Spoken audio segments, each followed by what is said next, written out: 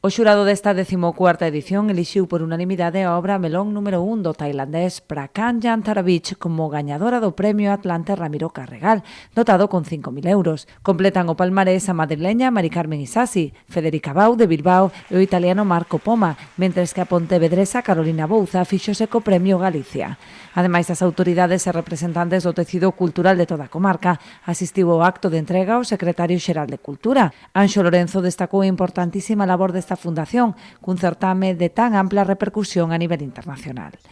Máis de 200 propostas de 20 países do mundo que achegaron nesta 14ª edición os seus traballos para ser premiados e que, polo tanto, non só repercute positivamente na comunidade no territorio, senón tamén no ámbito artístico en particular, todo este ámbito tan diverso e tan amplo que é a estampa, e desde logo tamén teñen unha capacidade enorme de trasladar, de mostrar a imaxe de Galicia,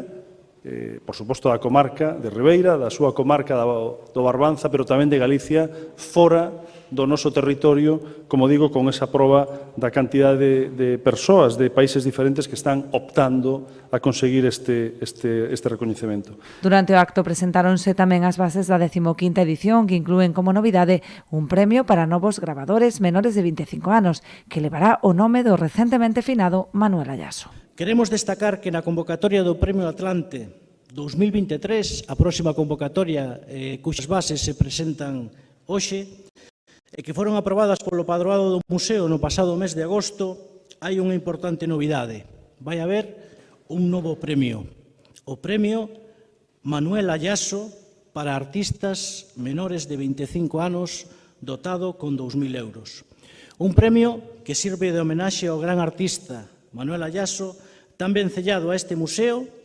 e este premio é posible grazas tamén á colaboración da familia Ayaso Rivas, representada por Lucía Rivas e o Concello de Ribeira.